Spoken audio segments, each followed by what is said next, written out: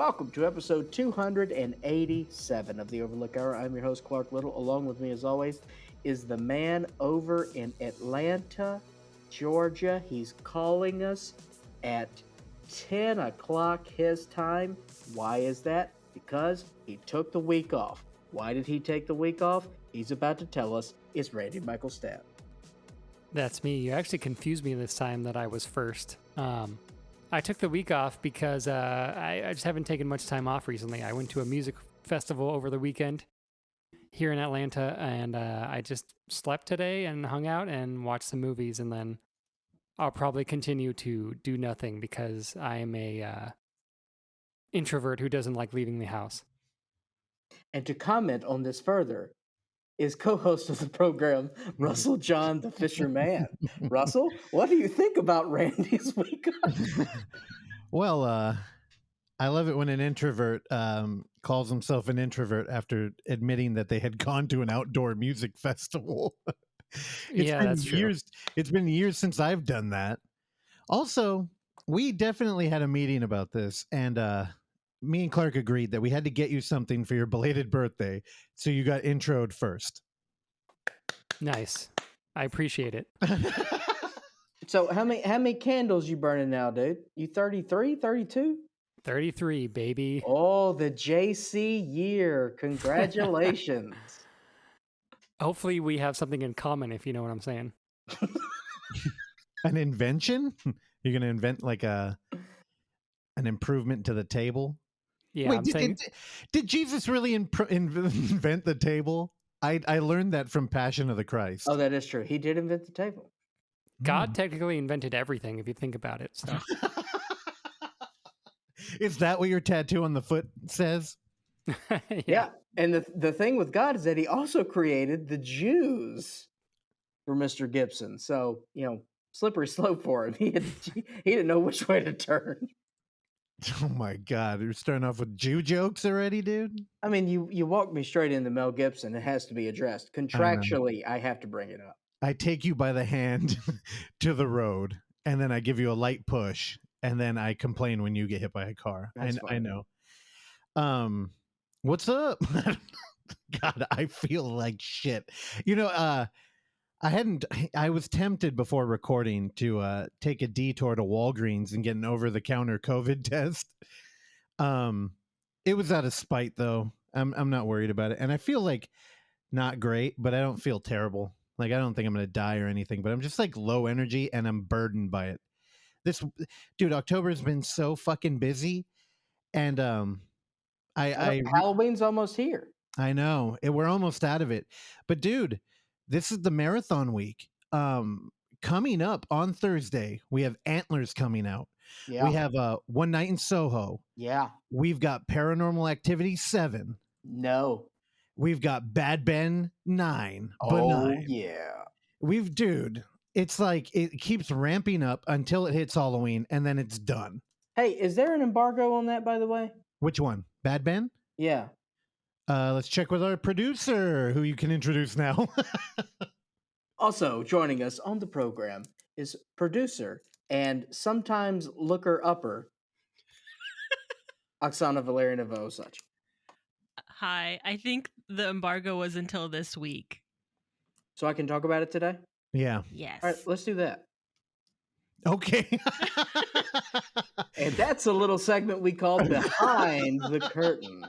Yeah, but dude, I'm not joking. I mean, I got one movie to talk about this week. I'm cutting the TBR again because we don't have enough time. I feel weird saying that, having started so late. All right, but, let's be very clear. We gave it a good run. We've done the TBR report. We've done it. No. We've done it 419 times. I think 15, which is if you round up. No, I think it's 15, right? Producer, where are you looking? Do you have that in like a paper file? Yeah, she's shuffling papers. It's going to be number 17. Oh, okay.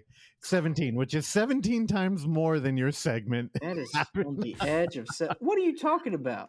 You had that one like NPR bit you did. Yeah, that was really good. And I was done. That's you what got I a pat do. on the back. You got a pat on the back and retired instantly. You know that's how I operate. I'm I like, gotta quit while you're ahead. exactly. I stress out over one thing. I do the one thing. I'm like, I'm happy, and then I never do it again. You know, you stressing out over that made me stress out because I remember before we recorded that episode, you were in the room working on something before, and it was like, oh no, what happened? And no, I remember I came in here, I was like, dude, you cool? And you're like, yeah, I'm just working on a thing. All right, can I tell you that's something that I'm going to work out with my therapist this week. That's right, Clark's starting therapy, baby. Is that a bit? I Nice. can't tell with you. No, it's true. Wednesday. Oh, Wednesday Addams. Interesting choice of therapist, dude. Yeah, Wednesday Adams. Doing What's up? Did you sign up for BetterHelp? BetterHelp, baby. Nice. So yeah, that's something that's like list number 4, but that's still there's a list of like 19 things we got to cover. But number 4, that's one that I'm working on, trying to figure why I do that.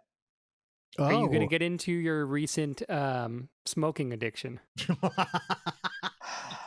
Randy, can I tell you, I really like it. What? That is not what you told me. You said you got into an Uber and you pounded a cigarette and you're like, I felt like I was going to puke. I felt nauseated. Yeah, I felt terrible. But the next day I rebounded. Yeah, that's addiction for you, dude. Yeah, it's like it's super, man. I look super cool. You know, I like it. Also, did y'all see my picture I posted last night? No. No. What'd you post it on? Both of you did because you both liked it. So that means that your likes are ingenuine. Okay. I don't like a whole lot of things. So when you get a like from me, you've done a good goddamn job. What? You're just a fucking lurker, dude. You see everything and you like nothing. That's not true. I like what I like, and I don't like a lot. Okay. Well, so what was the picture that me and Randy apparently liked in our sleep?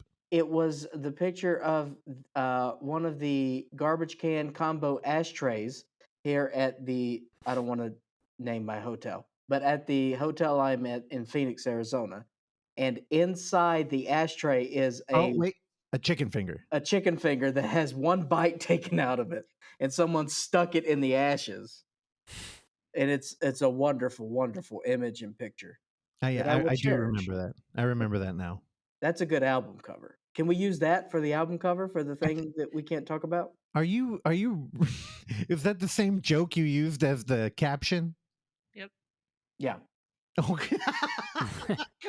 You're double dipping on the joke, dude? No, incorrect. No, for the caption, I said it was a documentary about healthy living. Yeah, okay. Not a music record.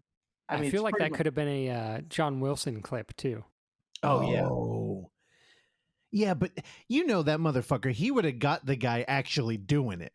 Like somehow he would have had that video and it would be perfectly framed. Because he's got 19 cameras at every intersection in all of Manhattan at all times. Like for real, like, you know, you talk to a photographer and the ones who are good at it, I've talked to a couple of them. They say you have to anticipate the picture you want, right?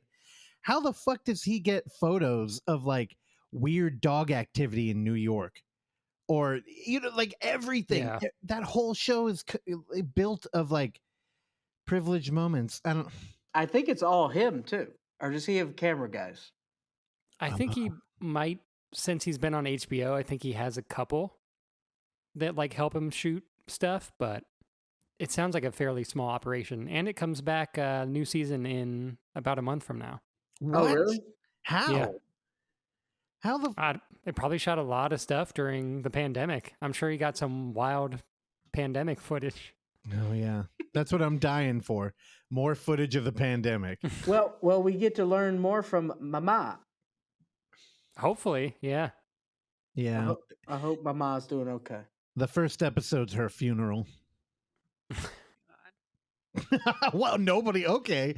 I guess the one thing we can't touch on this show, we could do a whole bit about Jesus inventing the table and Jews, but we can't talk about an old lady dying.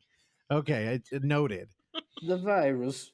Also, because I know nobody knows what we're talking about. It's How To with John Wilson. It's a great show.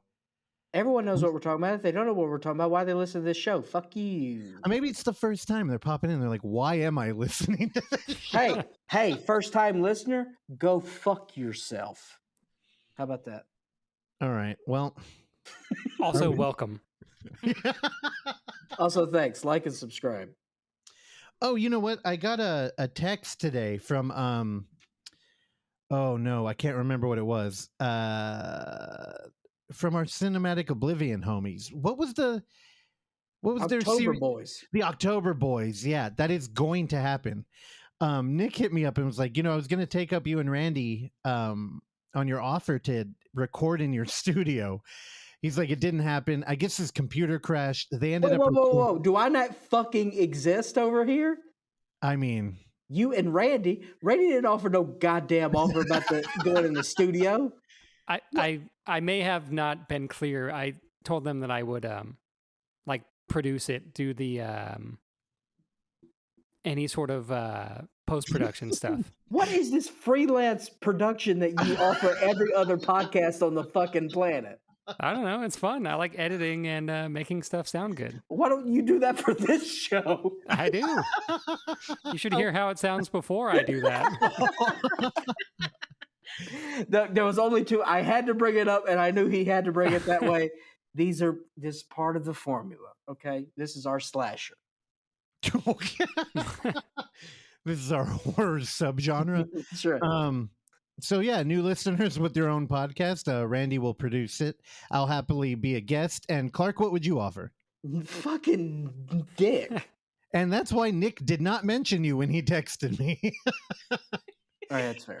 Now, yeah, they did record it on a, I don't know, handheld device. And I was bugging him about a solid date. I don't think there is one yet, but the minute that goes up, we'll put it up on Twitter and everything. Those guys do the research that we've only dreamt of on this show. And by we, I mean me, because yeah, Clark's correct. This shit's for nerds. Yeah, that's one thing we are definitely not. I don't know. Anybody got we smoke cigarettes. Fuck, you would have loved it, Clark. The storm you missed because you flew back to Arizona like wrecked all of the fucking decorations out front. Oh no. Well, I mean they're back. By wrecked, I mean they fell on the floor. No. You know what they really did wreck though is that little table that you repurposed into your ashtray. Dude, I'm telling you, I already saw that water damage. I was like, there is no rebounding here. Yeah, it's gonna melt. It's gonna melt into a pile of I don't know, particle board. Send me a picture of. Well, that thing was trash anyway. You said you were going to get rid of it. And then you begged me not to. You're like, I need something to put my ashtray. Well, I do. Give me one of the crates so I can do the crate challenge. Oh my. Yeah, I would, dude. What would it take you to do a crate challenge? Number 6 at Wendy's. Have you ever watched a crate challenge? I've only seen the crate challenge fails. Oh, yeah. Well, the when people make it, it's not fun. Yeah. All right. Are we done? Oksana, did you want to say anything about the week or anything? We're going to be doing a haunt this week. We are? Yeah. At the house? No, we're going to one. Oh. Okay. Yeah, we are. We're going to go. Do you want to take it? I don't want to steal your story. No, I'm blanking. We're going to Terror Vault. We decided Clark's out of town. This is the perfect time. We're going to go party. We're going to say hi to Peaches Christ. Oh, I don't want to go to that, so that's fine. Yeah, I didn't think you would. Also, I don't think Randy would either. So I was gonna pretend to be mad, but I was like, I don't even buy it. So yeah. Have you ever been? You've been to a haunt, right? I feel like we've talked about this. I have been to one haunted house in Panama City, Florida. That was next to a putt-putt course and a go-kart ring. There was actually a go-kart track around the haunted house. No, it wasn't. Oh my God. Confirmed. Dude, that's hella cool. Welcome to Panama City, Florida. Panama. Wait, is that what the song's about? No. Oh. I hope. Dude, I It's mean, not. it deserves a song. They have a fucking Oh, go-kart course Panama with the City. putt-putt golf. Panama City is wildly disgusting.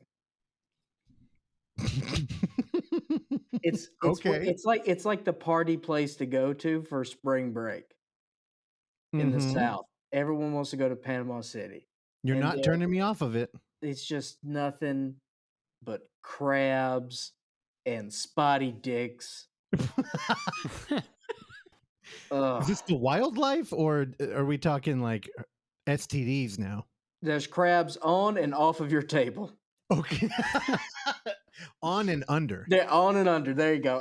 In my head after I said it, I was like, no, we'd be on and under. Yeah, fucking idiot. Next thing. Dude, why wouldn't spring breakers want to go play putt-putt golf, which nobody calls it out here on the coastal Everyone should area. call it's mini golf sounds stupid. It's putt putt. It's more accurate and adult, okay? Okay, but say mini golf. Mini golf. Say putt putt. Putt-putt. Exactly. All right, we're done here. Yeah, we're gonna go do TerraVault for the first time. God, what? It's been 3 years running now. Yeah. And like nationally ranked. Everybody loves it. We live down the fucking street. It's also got a Fang Bang vampire bar included. I'm that out. plays 80s new wave and goth pop-up bar. Oh, I'm Back in. in. No, Randy's on board. Oh, so what? They're just gonna play the fucking what's You're the wrong. fucking Go ahead. You're wrong. I know what you're gonna say. Lost Boys? Yeah, no, wrong. It's San Francisco's only vampire bar. What new wave music is in that soundtrack? What do you think new wave is? Dude, they play the fucking, the fucking Dead Kennedys or whatever. Wouldn't it? It would be more like the bar from. Are you thinking the Ramones because of Candicia? No, I know who that's why I said that for humor. Oh, okay. Thank you so much. Come on, yes and just roll with it. Anyway, speaking of yes and, I guess we should start the show officially. And how do we do this now? I checked the dungeon earlier today and he's not here. Did you buy him a ticket? Just do the segment. It'll all be explained. All right. And then because also I just for everybody listening, new time people, normally we fly David Lynch out every week. We haven't been doing it for October. It's my fault. I produced this thing. I brought back an old-time guest. We all regret it now. I don't know where he is.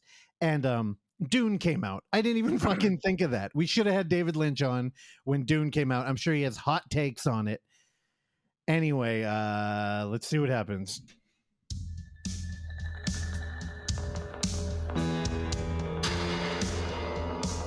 Do I still have to wait till the music's over? Yeah. Yeah, just hold on.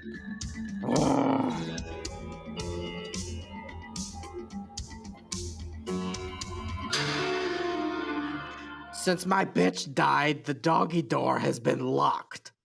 Now how am I supposed to get into the house? Oh, yeah. I'm sorry. I was so... Wait. Say it again. Since my bitch died, the doggy door has been locked. Now how am I supposed to get into the house?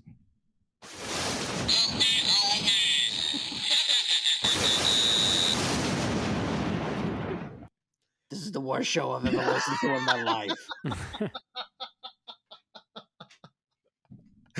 Dude. He's not wrong. Why are you in Arizona? Why are you not in Arizona? Did Clark get hired? Did he hire you to work with him? No. What Clark has ever failed to mention is that I am actually a co-pilot in training for the Southwest Airlines. That's why you left the show? It's a very stringent schedule. Oh, well, if you're flying for the airlines, can you help shed some light on what happened a little while ago when all those flights got canceled? Well, are you an anti-vaxxer? it was a cover story. So they, it really wasn't about the vaccine, but that's what sells the papers. Okay. I don't know. You have to have like a couple Moderna shots by now. You must have many comorbidities. You look like you're Madonna? ready to. I'm a J&J man all the way. Moderna. All right. Well, I'm glad you came back for October. Randy looks like a Pfizer over there. That would be correct. Although I'm gonna try to do the mix and match next time. Oh my! I'm gonna get one of each. What are you, a trail mix over there? Mix it up, baby. What happened? Y'all were hooking up. Randy moved to Atlanta, and now you're like throwing insults at each other? Yeah, well, he lives in Atlanta, but he left his heart in San Francisco. And you flew to Arizona. And I fucked it.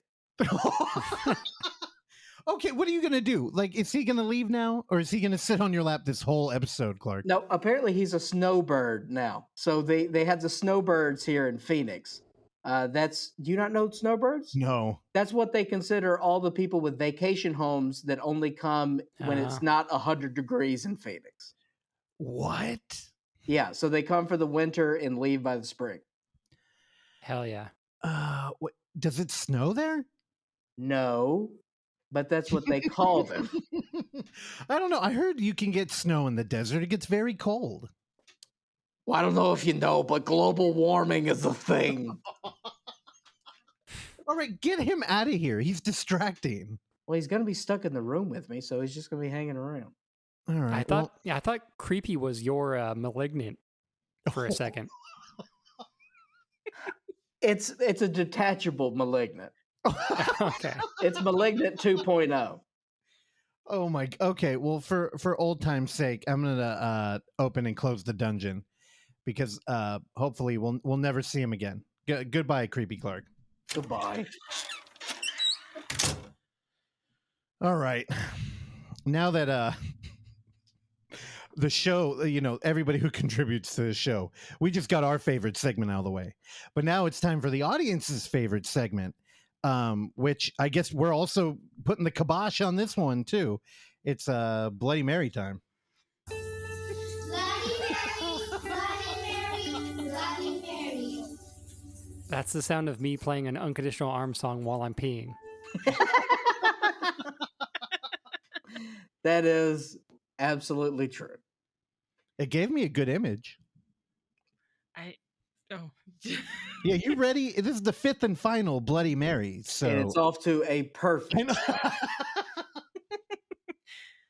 All right. Well, for some reason, there are more Bloody Mary movies than we expected. None of them are streaming though. So But how many were you expecting? there was at least like 15 when I looked it up. that number dropped. Maybe 19. It was 19, and then I believe it went up to like 20 something. Well, Google doesn't distinguish movies with someone named Mary in it from Bloody Mary movies sometimes, so that might be part of the discrepancy. So this week, we watched. Are you talking about There's Something About Mary this week? Is that what you're saying? Close. No. It's a much longer titled movie that's available on Tubi. It's called Drac Von Stoller's Horrifying Tales from the Dead Future. Oh, Christ. Wait, hold on. Now, this journey through October has been, it's been a bumpy one. Mm-hmm. It's been Clark's favorite thing, a rocky road. You don't want to dive into how we've probably spent more time looking for these fucking movies than we have watching them. Yeah, for sure. So we were originally gonna watch Dead Mary, which it has like the elements of a Bloody Mary movie, but it's, I don't know. I think they summon something other than a Bloody Mary. Oh, shit. Dude, there are so many Mary movies that are like tangentially like a Bloody Mary movie. Yeah, like that's what I meant with Mary, like, Mary, Bloody Mary. Bloody Marie. Bloody Marie kept popping up. I believe that one's on Tubi. It's not a Bloody Mary movie at all. But since Charles Power was out, he ended up coming over and he had just watched this movie. I forgot I had commented on this post, and we ended up scrambling for something else that he hadn't seen. And Russell suggested this. Drac Von Stoller's Horrifying Tales from the Dead Future. Now, it's an anthology film, and Bloody Mary is going to be one of the stories. So I was like, dude, let's just I'll allow fucking do it. this. And Clark, you would dig this movie. It ended up being like a cool. I don't think that many of them were set like during Halloween, but it was like a good Halloween atmosphere movie. There was like, I think Bloody Mary might have been the only one that had a Halloween party in it, though. And I think it was like the second to last short.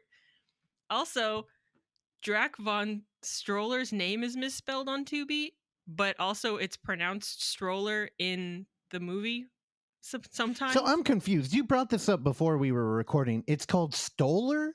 Yeah, the poster is Drac Von Stoller, and the guy's... Wait, hold on. So you think Tubi and in the movie they pronounce his name wrong, when clearly the poster is spelled wrong? The poster is spelled right. According to whom? The list... Well, everywhere else he is... I'm pretty sure that dude Drac Von Stoller, the vampire who murders the little child in the movie, I'm pretty sure he's the guy behind everything, and I totally believe that he just misspelled his own name over Tubi doing that, or people mispronouncing it in the movie. Hey, I'm just glad we can provide the Drac Strollers with a platform. There we go. Because no one else on the planet gives a flying fuck.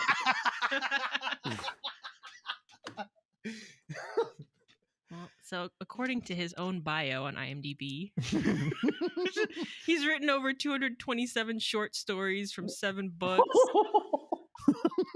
It's been downloaded over 2.4 million times to date. Yeah. God, is he the L. Ron Hubbard of horror shorts? There's like several links on his IMDb. None of them exist anymore. His YouTube channel and his blog are all gone now. So I guess he exists solely on Tubi. Because also this movie is not on IMDb, but the segment for Bloody Mary is. And it's Stoller.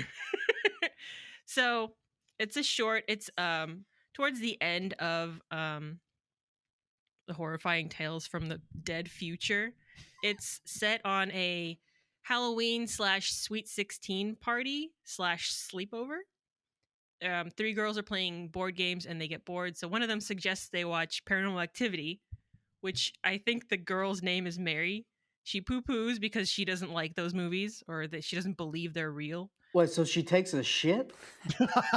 No, she just turns down watching Paranormal Activity. Dude, no, you know that moment was so good. It's 3 girls playing a game, and one of them was like, "No wonder they're called board games." And the other girl's like, "Hey, I got an idea. Why don't we watch Paranormal Activity?" And the other person's like, "That's not a real movie." And so then the other girl suggests they go into the bathroom and summon Bloody Mary. And we actually have audio. No, I'm joking. No. They were a couple years older. So it's a very like to the point story. So I think to maybe stretch it out, it's intercut with a bunch of like scenes of like a graveyard or like close-ups of like a candle with a skull next to it. But then so the girls go into the bathroom, they turn off the lights, they say Bloody Mary 3 times, and then they wait and they see something in the mirror, so they get a little closer to it, and then weird looking Bloody Mary hand pops out of the mirror. Then she jumps into the bathroom and pokes out all their eyes. Like, dude, like 3 Stooges style. 2 fingers. She kills them that way. I wish I had pulled the audio of her talking because her voice is so like. Make a note. I'll do it for next week. We'll just do it in the intro. So honestly, you know, now that you're running through it, this may be the most true to form Bloody Mary that out of everything we watched. Yeah, I think so. Although, which one was it? Well, Urban Legends was kinda, except they gave like a backstory on how she became Bloody Mary. Yeah, they all the features gave backstories. Like the Legend of Bloody Mary did too. What was the first one we watched that wasn't even Bloody Mary? Mary loss of soul. Yeah, like no, I think this was the most true to form. Also, the girls, they were little girls. This dude, whoever Drac Von Stroller is, he had like what 8 to 10-year-olds for everything. No. Oh, yeah. And the other ones, this one they were like teens at least, I don't, dude. because it was a Sweet 16 All party. right. Do you want to say anything else as you end your Bloody Mary Are you segment? saying? Are you saying that Van Stroller is a creepazoid? No, honestly, I picked that movie because the cover is so terrible, and it looked like it was going to be a fun, like shot on video amateur kind of thing. You love a terrible cover. Well, it didn't look like it would be terrible. It looked like it was going to be very interesting. I should say that because I'm not down with the whole so bad it's good. And Terrell was like, "No, please, no. Like we could watch something else." And I should mention again, everywhere in our area, power was out except for our court. Clark, I don't know what it is, dude. Our court, we're on like a weird grid. So yeah, he was trying to find... where we have power, we don't have power, or we have a gas leak that will send us to space. It's a good trade. And we have the worst internet. Oh, dude, our internet is good. Y'all talk shit about our internet. It's good. We have horrible neighbors. Neighbors are a little quirky. We are riddled with spiders. There's a lot of spiders. All the spiders got washed away, though. Okay. No, now, I should mention, if anybody's curious about this one, I know you probably listen and you're like, oh, they're doing a Bloody Mary bit. Watch this goddamn movie. It's an anthology, no wraparound, 8 short films. Mm-hmm. Did you have a favorite other than Bloody Mary that you wanted to talk about? I could give you a minute. I had one. Dude, now all of these are like, oh, there's a dude working at a morgue and he's brought a body and he's going to marry the body. Or there's one called The Babysitter and the Stranger Upstairs. These shorts are like 5 to 10 minutes long. They're like Safeway Select Goosebumps movies. They're great. I was calling them duck bumps and nobody got it, so I dropped it after the 3rd time. God, and that sucks. Dude, duck bumps is good, dude. For whom? For whom the bell tolls. You rebounded. I'm just saying. Hemingway. I just gotta fucking highbrow this show, dude. My favorite short was titled The Magic Mirror. And I'm going to run through the whole short. It's worth it. Oh, that one was good. So a little girl, again, probably 8 years old, comes in wearing a terrible black wig, kind of like Clark's new therapist, Wednesday Addams. Looks just like that. She comes in. There's an old psychic sitting at a table. And she's like, oh, how can I help you? And she's like, I want to kill this girl. And she has a picture of this little blonde girl, not wearing a wig. She's actually blonde. And that lady's like, okay. Well, I can send you through the mirror to her bedroom. And then she produces a kitchen knife and she's like, here, take that. And the girl's like, okay. So she does it. She fucking teleports her through a mirror. She shows up in the room and there's a girl laying in the bed. She's sleeping facing the wall. This little girl walks up. No cutaways or anything. Clearly there's like a dummy in the bed. She just straight up is stabbing over and over this dummy. It's Halloween Kills all over again. It's Michael Myers just going to town with this knife. But this little girl uses one knife and is repeatedly stabbing this other little girl in the head. And it's like, I don't know what they were using, but it was going through the wig. She's just pounding away. There's blood everywhere. She turns around, goes to the mirror and says, okay, I'm ready to come back. And the girl's like, that's not how it works, honey. And then the little girl from the picture walks into the frame of the mirror. And it's like, oh, here's my daughter. And they start laughing. She's like, your daughter? So she turns around and goes back to the bed and rolls the body over. It was her. She stabbed herself in the head multiple times. And then it's done. That's it. I'll tell you right now, the babysitter one, the stranger upstairs, the stranger murders everybody. And you see it. 2 dead little kids and the babysitter. Then you think it's over? Nope. The mom comes home, finds the bodies, then gets murdered. The end. And he's like, you should have checked on the children. He says that 3 times. All right. Was that enough time? Do you have your favorite? I don't. I'm blanking on all of them. Anyway, this shit was cool. Get prepared to have Von Stroller on the show. Also, he has a short where he plays a vampire, and the way that we get to his house is there's a game of truth or dare, and one of the girls goes dare, and they're like, okay, so they pull out a jar, and she pulls out a piece of paper, like they have all the dares pre-written, which is an interesting take on a truth or dare. She reads the dare, and it says, go to a real vampire's house. So then cut to her walking to a house. Then as she's doing it, she does a voice of God narration over it, continuing to read the longest dare in the history of Truth or Dare, where she has to go into the vampire's house, not touch or take anything except for a bag that she's supposed to find there, go down into the basement, open the bag, use what's inside to kill the vampire. Then the dare's done. I'm going to spoil it. It goes wrong and she dies. The vampire kills her. Lots of kids die in this movie. What the hell? Also, that is the dude from the cover, the titular Drac Von Stoller. He bites the neck of like an 8-year-old. You know, I think a lot of these were actually directed by this guy who kind of looks like David Hasselhoff. Oh. David Heavener. All right. You got any more Bloody Mary? It's probably Heavener. Maybe. Heave probably. Honer. Anyway, I feel bad. I've hijacked your segment. I hand it back to you. Nope. The end. Okay. All right. Oksana, I love you to death. You did a great job with Bloody Mary. Randy, you did a great job helping me with the stinger. Thanks. Your urine was powerful. It really reverberated in that urinal. I envy the day that I can transport liquid out of my body that way. That's right. Russell's like a pinprick. I'm a pin pig? It's like, I was going to say a pinprick at the top of a water bottle. But man, wow. That's a lot to say. And I Dude. just didn't have the confidence of getting that combination in my head out of my mouth. Dude, And it was destined to fail. You loaded up at the 3-point line and fucking airball, dude. That was tough. Because I went in half cocked, dude. I went in half cocked. You know, you got to commit, baby. It'll get you every time.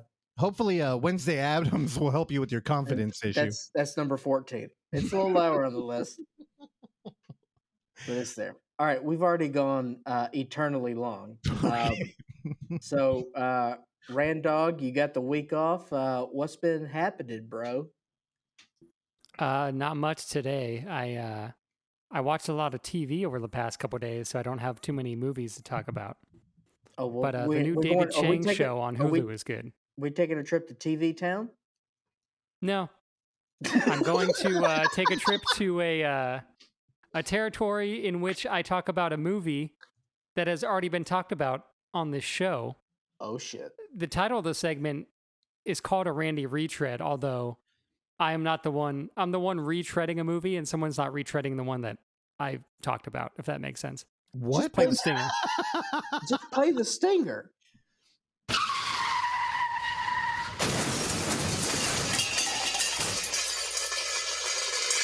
Oh, it's the Randy retread. What the hell was that? That's what I do. You don't have another like malignant in you that you could pull out and like. No, just make the dumb voice. Okay. All right, That's Randy. fitting. I finally watched David Bruckner's The Nighthouse, Oh shit! featuring Rebecca Hall. I think I went into this a little. Randy. Yes. It's starring Rebecca Hall. Sure. Yeah, Not- she is Not the star. Featuring. She's good. She's a really good. listener. Well, what's up, Rebecca? You did a good job. Yeah, I think I went into this with very high expectations after hearing you guys talk about it and hearing Madeline talk about it and reading a couple reviews. I didn't love it as much as everyone else did, but I thought it was good. Rebecca Hall is obviously very good in this movie. Yeah, I don't know. I feel like I liked the first half more than I liked the second half. Sure. Yeah, I don't know. I just liked when it was kind of like more mysterious and kind of like her scene where she's talking about how where you kind of find out that she was the one that was like struggling with depression and like dark thoughts and stuff, and kind of just like gives all that information to her coworkers like when they're out drinking. That scene I loved. I don't know. I just kind of liked when it was a little more mysterious than when they started to explain things. I don't know. It didn't like ruin it for me. I thought they did some cool stuff with cinematography, and I don't know. It all looked really good, but yeah, I don't know. I wasn't as moved by it as I thought I would maybe be. Well, Randy, I don't know. It sounds like you echoed our sentiments exactly. It's got that problem that all haunted house movies do, where when you start describing the actual thing going on, everybody who had gone in a different direction or who had their own interpretation or ideas, you go kind of like, oh, that's what's going on. And I had that same feeling. How did you feel about when she found that house across the lake, though? I was okay with it. I thought it was kind of cool, but yeah. It's an interesting thing because when she finds that little like artifact, that little like statuette, that's tangible, and really it's the only thing that keeps that movie from being one of those like, oh, it's a descent into darkness and none of it might be real. Yeah. And because we do have confirmation from another character in that movie that saw that little statuette. True. And when I think back on it, the movie could have just been a ballad of depression and I would have been in. Yeah, same. But there's something weird going on there too. And it's definitely, I got to rewatch it. Man, I would have loved to like watch it with you in the theater and talked about it after. You should check out Amygdalatropolis now. Pivot into that. That's a fucked up book, and it's a similar kind of like living with depression the wrong way kind of story. Okay. Yeah. Also, that dude who wrote Amygdalatropolis, that book that I was name dropping like a month ago, just came out with a movie that just premiered called Cockazoid about a. Oh, okay. I saw that you were watching that. I think. I think Madeline watched it. R.I.P. And she said she said it was great. So cool. We might have to try and get that dude on the show so we could talk about a book and make Clark read again. Hey, you know what? Not to go on too much of a tangent. Clark, did you rebuy that fucking Tarantino book? Indeed, I did. Did you open it? No. I found I walked in the podcast room. I'm like, wait, is it like a fucking cursed Ouija board? It just showed back up at the house. But I respect your commitment, Clark. We're gonna get there. Speaking of things that that someone has started and not finished, I started watching this movie called Labyrinth of Cinema, directed by the guy who did Hausu, the Japanese horror film. Oh yeah. Nobuhiko Abayashi. God bless you. This movie is on Mubi, and I watched the trailer a couple weeks ago. I was like, I don't know, seems cool. I think it's the last movie that he directed. Came out, I think, last year. It's 3 hours long, so I've only watched 45 minutes of this film because if you're familiar with his style from Hausu, it's very maximalist. There's a lot of editing, there's a lot of jump cuts, there's a lot of aspect ratio changes that like the screen changes colors a lot, so it's very like in your face with the style. But essentially the plot of the movie is there's this like town that has this old movie theater that is like about to go out of business, and then on their last night of being open, they're planning to do like an all-night marathon of Japanese war films. And then there's like the storm that happens that night, and it strikes the theater, and 3 of the people in the audience like get sucked up into the screen and like are part of the movie, like Purple Rose of Cairo style. Gross. Yeah. He's a pedophile. Indeed. I don't know. It's interesting so far. Like I said, it's very in your face style wise, so it's like hard to consume all 3 hours at once. I feel, but I don't know. It's cool so far, and I'll probably finish it eventually. Randy, I am so glad that our beloved guest David Lynch was not here today to hear you blaspheme about bailing on a 3-hour film Oh, and chipping in. You know, it's you put True, one, true. put one fit, put all of them. what? Also, I didn't want to mention it, but I did watch the new Dune on my iPhone. Oh Oh. my God. Wait, breaking news! David Lynch is now dead. Oh my God. On your phone? Yeah, that's a bit. Oh, okay. You know, I know so many people Also, now. Russell, David Lynch is not dead. I just want to be clear on that too. So, Oh, okay. That was actually the more believable one. I know. Dude, what if he like hung himself because of the new Dune? Or what if like Alec Baldwin shot him? Today, I was thinking about suicide. Everyone, go fuck yourself. Oh, look, we miss him too much. He'll be back when we get the budget. All right. Oh man. Randy, I totally want to watch that movie now. When you told me it was called Labyrinth of Cinema, I was thinking it was nonfiction. Oh, okay. Yeah, it's not. It's it does feel like it is part like a Japanese like history lesson, and also like him getting out like a lot of history of actual like movies and stuff. There's like they just drop a lot of like random like facts about film and stuff, and like at one point one of the reels like stops working, and then it like catches fire, and they talk about how like, you know, back in the day like so many films like caught fire, and like, you know, a lot of these like Japanese directors like films like were never seen past like a certain amount of time because they were just like lost and stuff. So it's got a lot of like cool stuff going on that I'm into, but yeah, it's just hard to digest all at once. But you're gonna finish it. I believe so, yeah. All right, you got to come back and report on it again, because this Will do. totally looks like a movie I would love to watch, but I never will. Yeah. Yeah, I don't know, dude. I turned into Clark last night when we were looking for Bloody Mary movies. We found potentially a couple that were like an hour 40, an hour 45, and man, I just couldn't do it.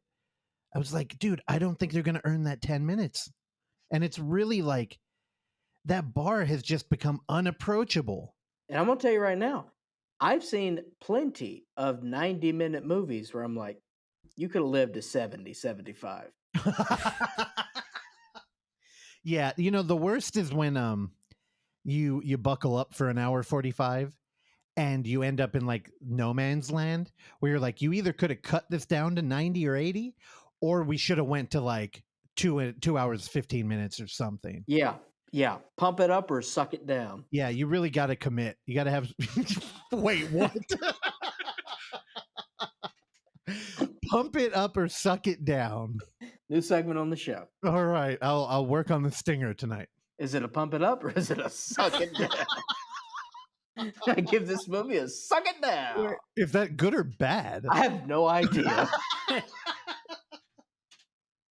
All right. I'm Clark. Let me intro you. So this Saturday, I went to go play D&D. We're deep in the Red and Pleasant Land, fighting vampires. Actually, there's a Bloody Mary character in there.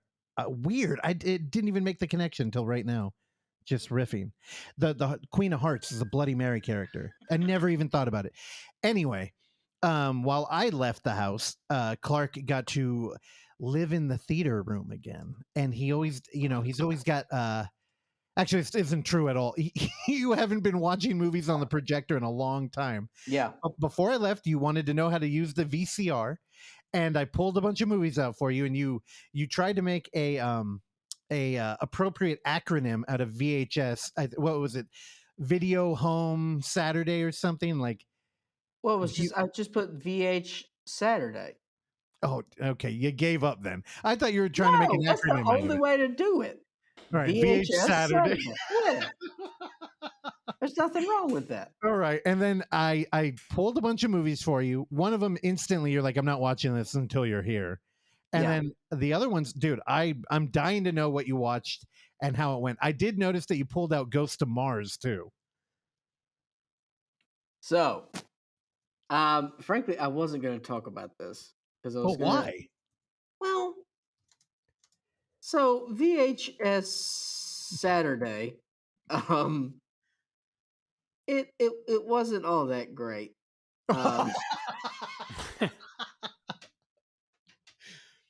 We had some issues. What, did you fuck up the VCR? No. I Okay. was just not paying attention. Because I didn't check. Oh, you were on your goddamn phone. So here's what's happened. You're watching Dune on your phone. Here's what happened, guys. I was on my computer. Wait, your computer was down there too? Yeah, I was doing some computer-related activities. Oh my god. I was kind of working and kind of not working. And then I had my iPad down there, and my iPad was playing football. I had football going. I had the VHS tape going on the screen, and then I was also on my computer. Now, here's the situation with the football game. For the first time ever in the history of college football, this game went into 9 overtimes. Whoa. What? 9. And I watched every one of them. But here's the kicker. Because ESPN is an evil shitbag, the only way I could watch the game was in Spanish. So I just had the Spanish broadcast on. So I was watching that, and it was on my computer, and I had the first film, obviously. Well, the first film, which I did not give this treatment to, by the way, was the short films of Robbie Smith, which just came out this week. And I just bought my copy as I realized that I don't pay attention to things, and it comes across as me being an asshole. And I don't mean to be. I just don't pay attention to things. So happy to support. There's one left. Maybe it's sold out. Hopefully it's sold out now. I hope it's sold out. So yeah, we watched Robbie's VHS, which was great, man. Yeah, Russ, talk about that. The production of that thing, how it just looks. Well, I mean, we love Robbie, and Robbie Smith, he's family here. So we've seen the shorts multiple times, but we were talking about VHS Is that a humble Saturday, brag, bro?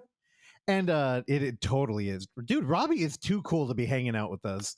He came out of a real band. He's a good artist, and he's gonna be like, hey, let's be clear. I'm fucking cooler than Robbie. He'd probably agree because he fucking knows. Oddly Robbie, enough, the short he made of you was not on that VHS tape. Thank God. It's the only thing he's ever made and buried. Which hopefully he will do to me actually one day. Oh, dude, that would be tight. Anyway, yeah, we were looking at him. I'm like, hey, do you care if I pop this in really quick? I just, when in the age we're living in, curation is really becoming one of the only ways to get people to watch a movie is when you have a conversation built in, or you can present it in a unique way. And I'm like, dude, they grabbed all the Robbie shorts and they put it on a VHS tape. Let's pop it in and see what the first, what pops up right away. And we threw it in. They made they had their brand logo and stuff, and they put in some, I'm guessing digital static. Don't quote me on that. Actually, who's the company? Is it Already Dead Tapes? Okay. They did a great job. The cover looks great. It's a double-sided cover, too, for VHS tape, which I have not seen a lot of. It's in a plastic kind of clamshell. And we threw it on just to watch that beginning. We ended up watching the whole damn thing. They did a great job. Yeah. No, it's great. It looks great. Man. Home run all the way around. Why did you want me to talk about that? I'm starting to think you didn't watch any VHS movie. Wrong. I watched 2 after that. So, okay. The first one I watched was your recommendation. You recommended John Carpenter's 1974 film Dark Star. Oh, Dark Star went up against a football game? Yeah. Now I So pitched it you. didn't stand a chance. No way! I told you Dark Star is like the weird John Carpenter film that a lot of horror fans like neglect. Like I'll tell you right now, every horror fan, they look it up, IMDb, even 10 years ago.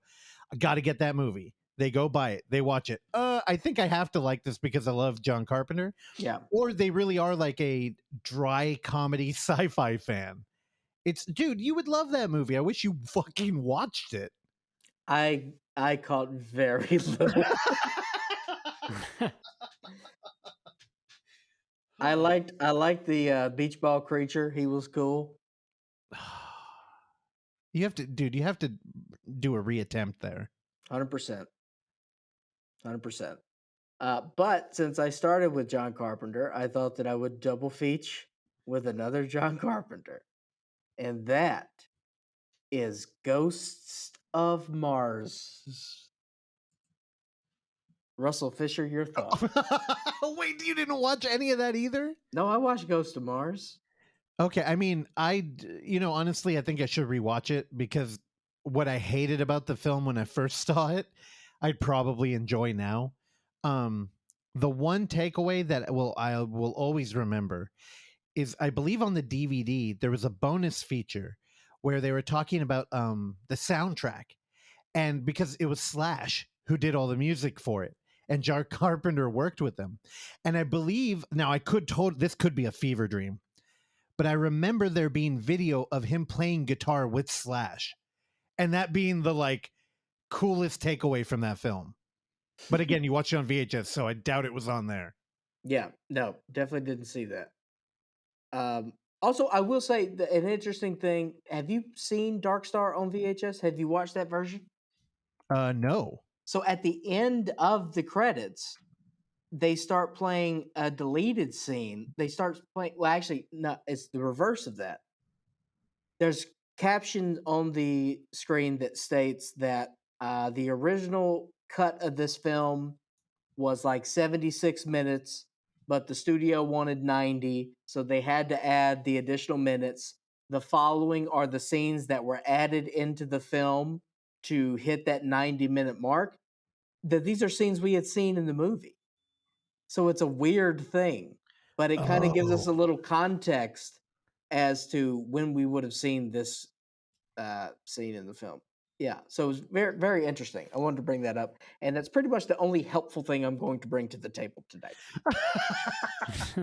And then, yeah, Ghost of Mars. I mean, what's there to say? It looks like shit, but it was fun until it wasn't, and then it was fun again, and then it was over because it's a little too long, and it's 98 minutes. It's featuring Ice Cube, huh? Oh, Ice Cube, Desolation Williams, you bet. It's a pretty good name.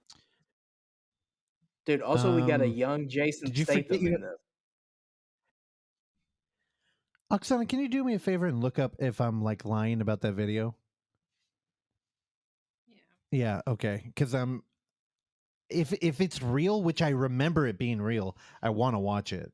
And that's something we should definitely tweet. Clark, did you forget you have another movie you wanted to talk about? Well, we're running out of time here, babe. Now, you want to cut it? Well, here, are you talking about Bad Ben 9? No, not bad. No, I'm not talking about Bad Ben 9. Okay. Well, the thing with Bad Ben 9, we're talking. We'll talk plenty of Bad Ben 9 in the coming weeks. So don't you worry your pretty little head on that. And boys and girls, that's what we call a tease. No, but you were correct. One of those words is in the title of the movie you wanted to talk about. Yes. Okay. Very briefly, I will talk about a film that has eluded me for a very long time. I've known about this movie a long time. I'm glad that I watched it when I watched it because I don't think I would have had as much appreciation for it then as I do now. So I think it all worked out. And I'm referring to Session 9 from 2000 and something. Session 9, Benign. Yes, thank you. From 2001. Also, the same year as Ghosts of Mars. Oh. and also the same year of September 11th, or as I like to call it, the rebirth of our nation. Okay. I don't know what that means. Session 9. Here's what I'll say. What an interesting, inventive way to tell a hackneyed story. Can I spoil session 9, please? Oh my God. You know, really, you go right to that? Yeah, Session? man. No, don't. Why would you spoil it? Because I'm cum shot compilation, dude. That's the world we live in. Whatever. Do whatever. Randy, have you seen session 9? Negative. Do you know what we're talking about? Do you know this movie? I know of it, yeah. So you know why? You know why I pulled the trigger on this? Because I am now an avid user of Twitter.com, and I follow one Jim Cummings on Twitter.com. And Jim Cummings was talking about Session 9. He's like, "Hey, Session 9 was a terrifying movie. Go check out Session 9." Okay. Did you watch it on VHS? No, but I wish I should have. Come on, dude! I just bought one. I know I rented it, but You paid for it. yeah. Not only do I own it on VHS, I also have it on DVD and Blu-ray. Well, I needed to give David Caruso some residuals. Okay, Dude, and then it's so weird to me to see David Caruso in a movie because he is so much that TV character that I do not care for. That in my head he will always be that the famous guy in that show I will never ever watch. I have no idea what you're teasing right there. NCIS. He's the Oh, I had no idea. You know, it's been a while since I've seen that movie, apparently. Yeah, that's David Caruso. So it's because he's got that very deliberate way. He's got a very deliberate cadence, and he's always chewing it up. But man, I really like this movie. It's a very interesting way to tell a horror story where you've got an asbestos cleanup crew, and they start going a little crazy. And yeah, I really liked it. Josh Lucas is also great in this. I really liked it, and then the ending. Don't ruin it. Don't ruin it. Oh, I was going to ruin it with a joke. No, don't ruin it. You I'll know, say let me ask you this instead, and then we'll move on. Do you understand why a portion of people who watch this movie and really like it remember it as a found footage film? yeah, Do Yeah. you have any films like that? Like one that I do all the time, I believe it's called the Banshee Chapter. I always remember that movie being found footage, and it's not. no. You're looking at me like I'm crazy. All right, well let's finish this party off loud and excited and happy. And also, I think this is the last time we're doing a regular show in October. So before we leave, I hope everybody has a great Halloween. We're going to come back and have too many movies to talk about. I'm going to get in trouble. I already know it. But we're going to close out today with back when we first met the Cellar Dwellers, which, Randy, I listened to that episode. Dude, I hate how you have good chemistry with them. Me and Clark have been joking about it, but watch, one day we're not going to mention Randy up top, and we're just going to pretend like he was never part of the show. We'll delete all the episodes that you were on, and we just won't talk about it. Just bleep out anytime I speak in every single episode. That could work. All right. We may actually have to contact you to make that happen. Also, wait, hold on. Now, this is a genuine thing right now, and if it's true, I'm proud of you, Rand Dog. Uh-oh. Uh-huh. It looks like you've added a couple LBs, babe. I may have. I don't have a scale out here, to be honest. I'm not sure. Randy, our son's filling out. You body shaming my boy on fucking No the podcast, bro? Not This body shaming. plain white T-shirt that I bought off of H&M online is also kind of tight fitting in general. Hey, no complaints here, baby. Wink, wink. You called me a pin pig earlier, so I don't know what the fuck's going on with you. Pin prick water bottle. Say it 3 times fast. Pin prick water bottle. Oh, if you put it to a beat, you could have done it. Pin prick bada, bada, bada, bada, bada, Okay, I bada. regret this. Anyway, a while ago, Clark was really into watching terrifying, visceral, gory. It's how we watched The Golden Glove. I was on a personal journey. We couldn't find any films. It's when we started talking to Cellar Dwellers because that's kind of what their show is. And one of the films that came up was Taxidermia, and we couldn't find that shit either.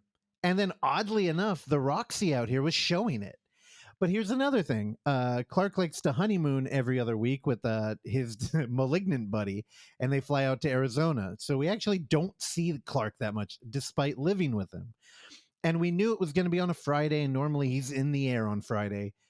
But oddly enough, man, it worked out. And we went and watched Taxidermia at the Roxy. It's been a while since we've been there. We recorded that one episode, and then I think before that it had been over a year, like maybe 2 years. It was crazy. Yeah. But yeah, Taxidermia, I mean, bringing up the Golden Glove is a pretty good starting point, as the Golden Glove is a brutal film about a serial killer that seems to have just a crew of talented people making real like film and money to really make this nightmare come to life. And Taxidermia, same thing. I believe when we got out of the movie, I described it as a film that could never be made in America, because it's an anthology film, which already will divide an audience.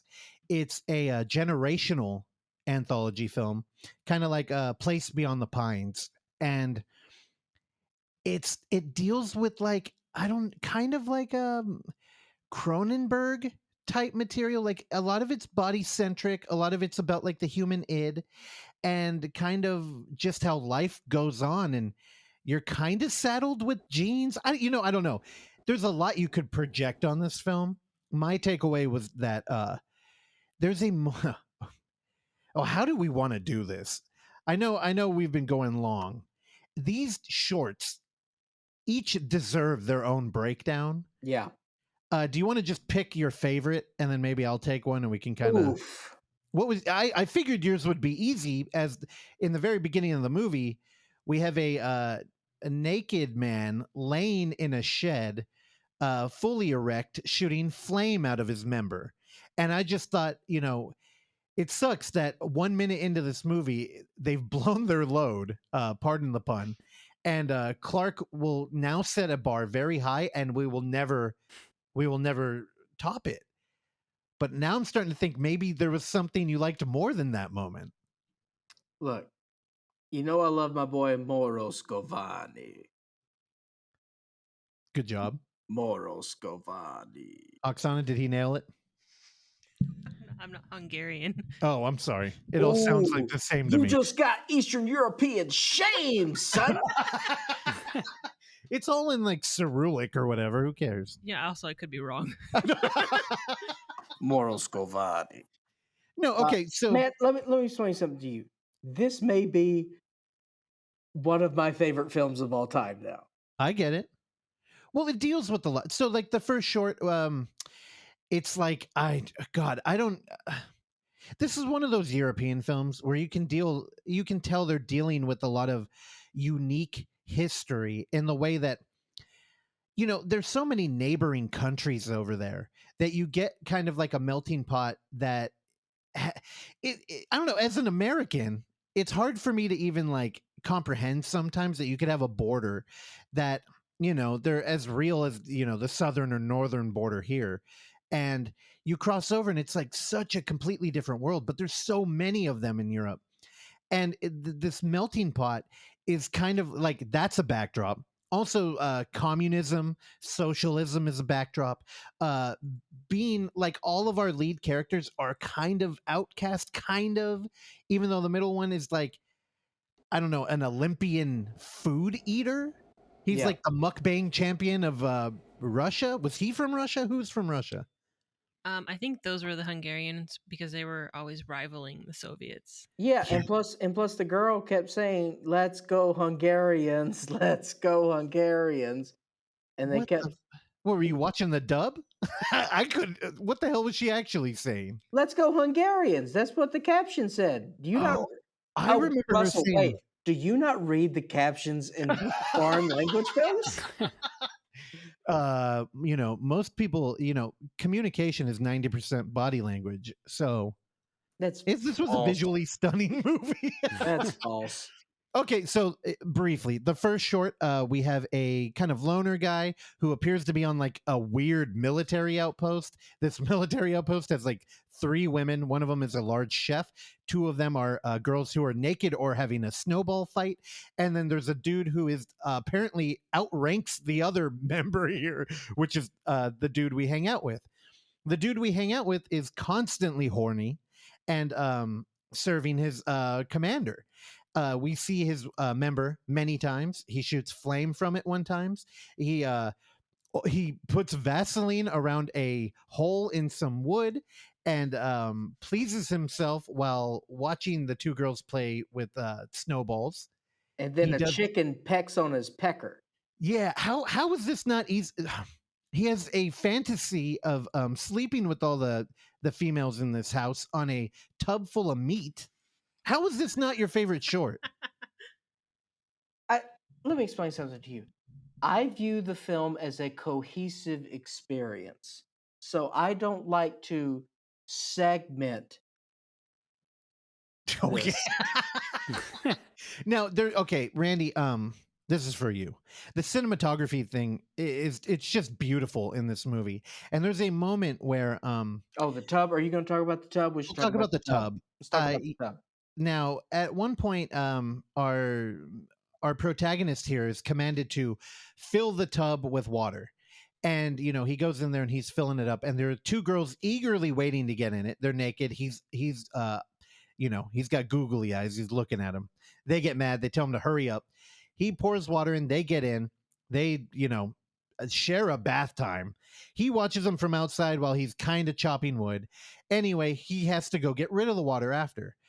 There's a moment where he's alone with the tub and the dirty water. He gets on his knees and he just submerges his head in the dirty tub water. Now, the camera takes an opportunity to rotate in such a way that it looks like he's kneeling on the floor and he's kind of like, imagine if somebody put their head against a mirror on the wall. So we've kind of altered our perspective here. Then the camera appears to be on an axle that rotates a la 2001 A Space Odyssey. And we flip around, but when we hit the wall, we enter like a different time. And we get to see the tub in this form filled with many different things. There's people sleeping in it at one point. There are people drying clothes and washing. What are some of the gross things? I don't seem to remember any of those. Babies are being born. Babies are born in the tub. They roasted a pig in there. There's a pig in the tub. There was a funeral in the tub. There was a funeral in the tub. Yeah. It was funny because when we left, Oksana and Clark were like, God, how gross was that? And you were just talking about how visceral that moment It's a was. For you. wooden tub. But when I walked away, I thought Wood absorbs. I completely walked away thinking the tub was almost like the hearthstone of the house. Yeah. Where they And needed it's it for fucking everything. sad. I don't know.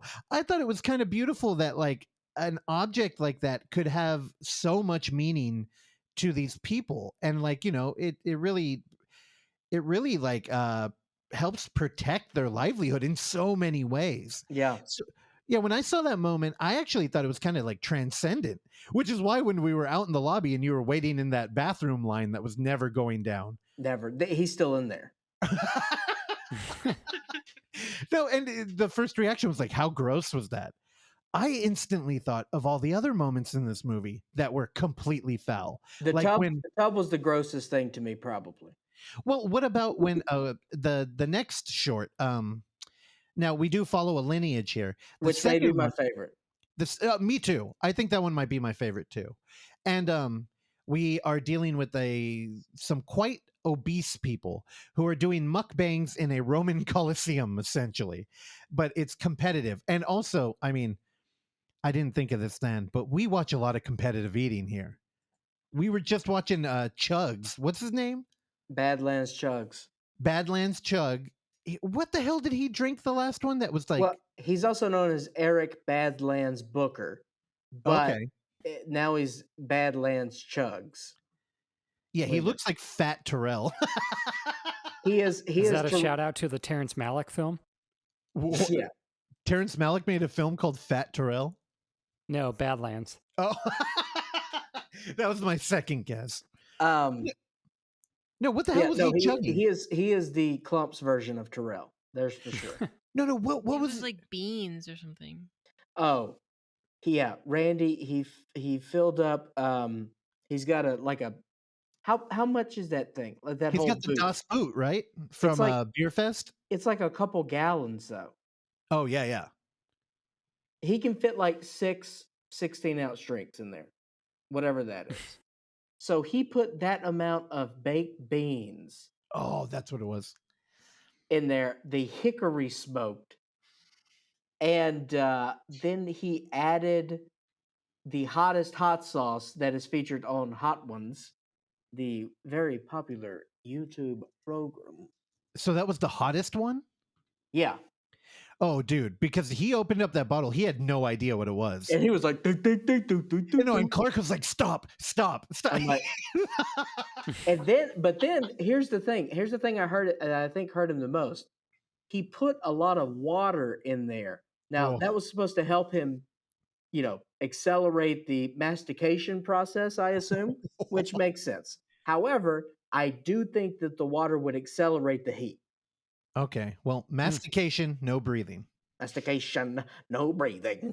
No, so, okay. And I don't... he kept trying to throw up. It was gross. That Also- Badlands video was worse than anything I saw at Taxidermia. He also, you could tell, instantly regretted how hot that sauce was. Oh yeah, dude. And he was just like, oh, it's hot. And I thought he actually did puke a little bit into his cup, but he got it down. Oh, it was gross. It was gross. In Taxidermia, our competitive eaters, they all got up after whoever had won. Actually, the way they measured who was winning, how did that work? They were eating from a bowl that weighed the same amount. I have no idea. I have no idea how they won. I thought the guy lost, but he won.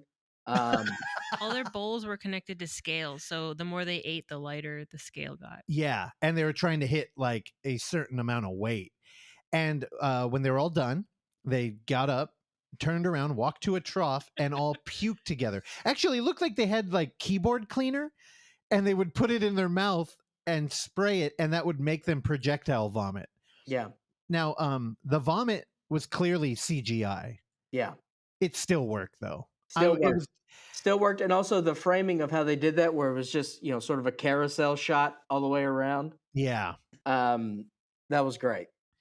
Yeah. And also the contraptions of how they did it. They all had like head braces, and they all were like in a big horse trough, a circular horse trough, just going to town. And Randy, this movie has the visual palette that you love. Like everything is kind of it's all like muted in a very real kind of bleak way. Like, Cool. And all the costumes are great. Everything feels, I don't know, it feels like Wes Anderson if he was like depressed. And dude, Or had a sense of humor. yeah, right. No, dude, it's great. And the third act really ties it all home. And I mean, I'm not going to ruin it, but dude, this thing, I don't know. I found it pretty moving. I also, in, retrospect, I kept trying to put this movie in a corner and be like, this is what the movie's about. And you really can't do it. I think they touch on too many things that, come up when you just think about what it is to be alive. And dude, it's beautiful, and it's also grotesque again, and it looks like it has a budget. There's a lot behind has the budget. camera, dude, you can tell like there is money. Like that first dude, the guy that was really horny, he has a book at one point when he's laying in his shack alone at night, and it's a Hans Christian Andersen story called The Match Girl. Now he opens it up, and this is one of the most Wes Anderson movie moments. It's a pop-up book, and it's like a pop-up book like they don't make. Like it's like that's a adult pop-up book, and it's detailed, and the camera pulls in, and then as we're moving in and we're zooming in on this book, at some point it becomes a real set, and out of one of the buildings our character walks out, and he sits next to a little girl who is the titular match girl, and I believe he molests her. Although we don't get to see it, he does pleasure himself to the idea. And as foul as that moment is when you think about it, it might be one of the most beautiful things I've seen in film. And you're also forgetting the crux of this scene, Russell John the Fisherman. What? That our protagonist of the film, who just most certainly committed a foul act in his own fantasy, ejaculated, and the ejaculate went as high to the heavens, so it matched the stars. And then it segues into the next scene. Yeah, it was a very We Are the Flesh kind of ejaculation. Or wait, what was that movie, Love 3D? I never watched it. Yeah, the Gaspar film. Yeah. Is that the one that had the actual 3D? I think so. I think Enter the Void has like a 3D penis insertion scene too, or not 3D, but a CG one. But yeah, Love probably has that too. I remember not liking or not caring for Love. Oh, yeah, weird. Yeah, I got to see Marfa Girl too. All these movies that are like vaguely artistic, right? Where it's like, hey, we got a lot of nudity. That counts. I am not lumping in Nymphomaniac there because I think that's a beautiful movie too. But yeah, dude, I'm almost intimidated to even bring up Taxidermia because I'm sure you could find like elegant essays written about that film, and there's definitely like an underlined, like all the members in this lineage are all like serving people in their life. They're all bastard children. They're all bastards. There's like similar ideas there. I wonder. I don't know. I always feel like something is inevitably lost in translation. But man, I thought it was beautiful, and it's funny to think that movie is hard to find. Like when I haven't seen it, but what was the Takashi Miike movie we were trying to find? Visitor Q. I understand why we can't find Visitor Q, right? Like to me, that's a no-brainer. And also, it probably helps the film that we can't find it. It makes it more like elusive and more of a grail. But Taxidermia, I watch it, I'm like, this is a pretty tasteful movie. Yeah. Like I don't understand why it's not anywhere. Like honestly, who put it out? Is there a DVD? Dude, Stephen Biro, are you listening? Put out Taxidermia. That I feel like is where he wanted Unearthed to be. Like highbrow, but like we get there in a way where people have to be like mature and adult and, have a sense of humor. Dude, I feel like Taxidermia would crush on Unearthed. I don't know. What do you mean you don't know? I don't know. I'm going to pitch it. Let's get him on. Call him up. I think you got too much invest. I think you're too bullish on one stock, man. Oh, dude. It's up only, baby. Yeah, I think you're too bullish. All right. Well, do you got anything you want to add, Oksana? Anybody? Yeah. Taxidermia is on DVD. Okay. It's $100. Yeah, what the fuck is that? It's wild. I don't understand. There's another one that's $351. All right, let's bet on that one. Yeah, does it come with like a booklet or something? Nope. Okay, cool. So, I mean, I do want to cover. There's a lot we didn't say on this. Yeah, but sometimes you can leave it at that, Clark. I mean, you're not even going to talk about the cuckolding in the second one. Randy, No. there's a classic cuckolding. It's classic in the way that visual media. He steals a bride during a wedding and, has intercourse in her beehole outside while her husband is forced to sing. It could have been. We don't know which hole Oh it my was. god! Well, if we're to assume that a baby came from the pairing, it wasn't her beehole. Well, maybe it got in there through the back door. Oh my god! Oh. It took the long way home. No, but honestly, I thought, when you have a runtime of a film, a lot of the best art can come out of just needing to condense the shit. Dude, this thing's 90 minutes, and we get 3 full, complete stories. It was 90 minutes? Yeah. Oh, dude, you could have told me that movie was 2 hours and 45 minutes and I would have believed you. And not in a bad way. I just feel like there's so much there to chew on that damn, that was 90 minutes. That's crazy. It may be it's under an hour 40. It's an hour and 31 minutes. Dang. Right there. There you go. So what were we saying? I don't know. I feel weird ending on that in Halloween. Taxidermia. That's I mean, right, it's right. Oh, but we didn't even get to the third segment. So the third and final segment is this. I mean, Christopher Glovin. what? Wait, that's not Yes, his name. Crispin Glover. There we go. A Crispin Glover type, but with far more terrifying eyes. I mean, this guy, excellent choice with this Dude, guy. I called him Christopher Glovin. I know. I let it go. I- But he is essentially the son of the competitive eater, and so the competitive eater is obviously much older now. He's very, very, very large, the biggest, comedically big, right? Comedically big. he's got like a fat bastard suit on, but like bigger. Yeah, enormous. And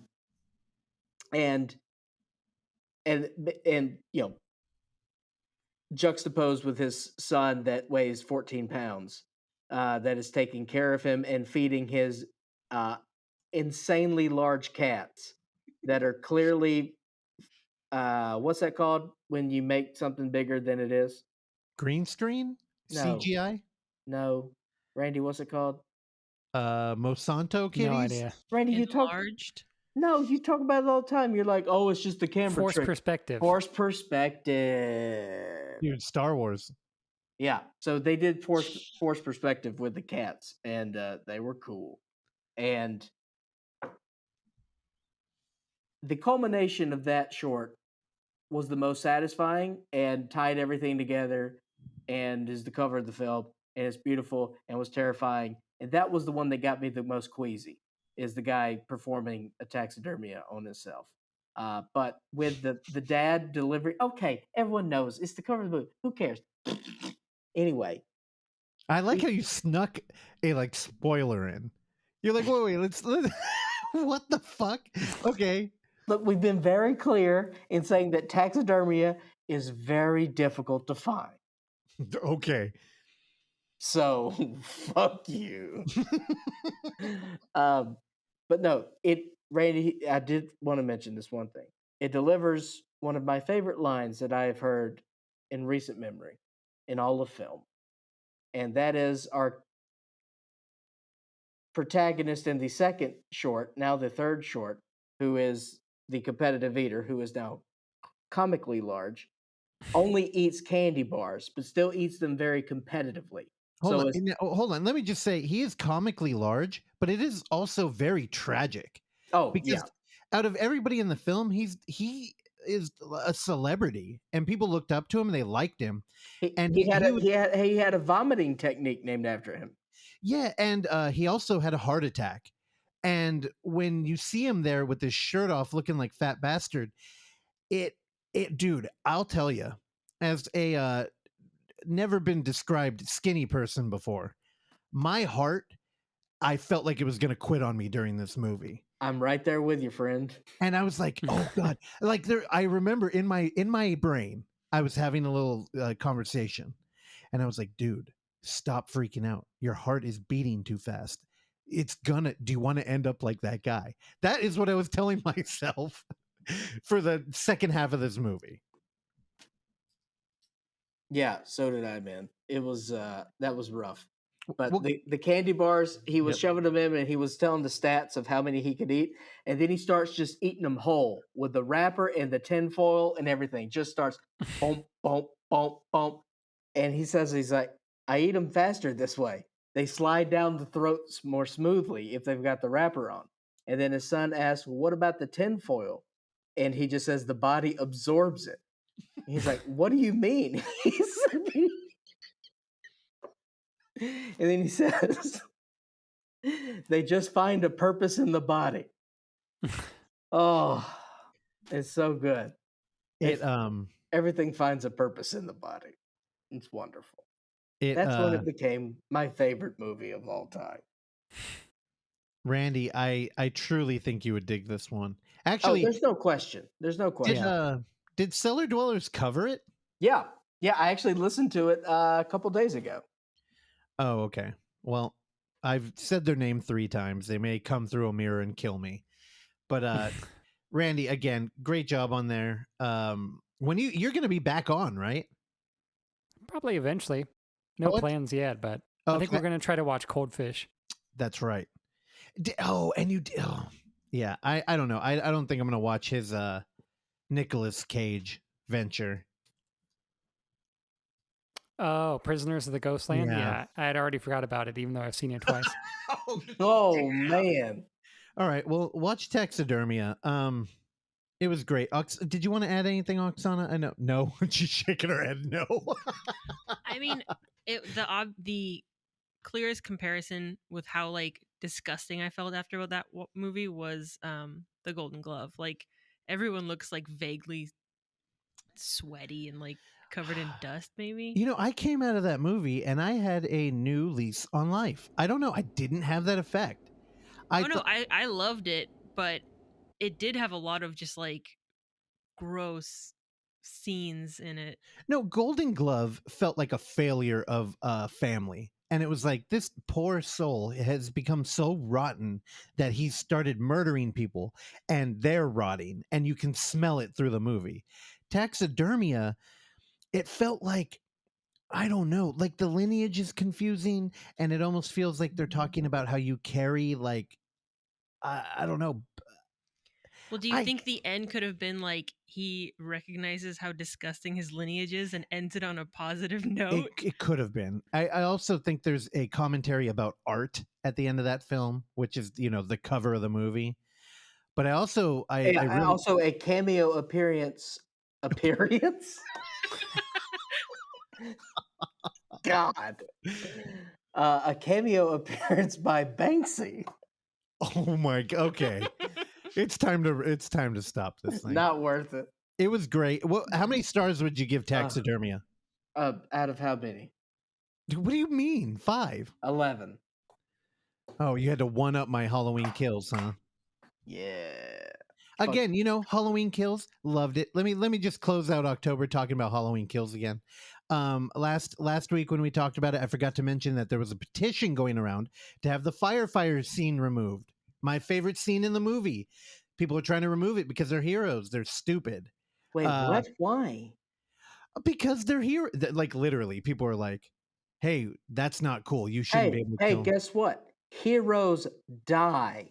Yeah, and that's exactly why they needed to fight Michael Myers. That's what I'm gonna say the day my dad dies.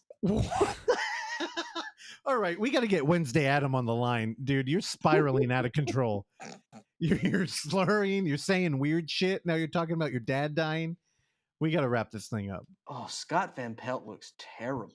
Also, you know, I wasn't going to say anything. You clearly have been watching TV while we've been recording. The Saints have been playing Monday Night Football. We just won 13-10.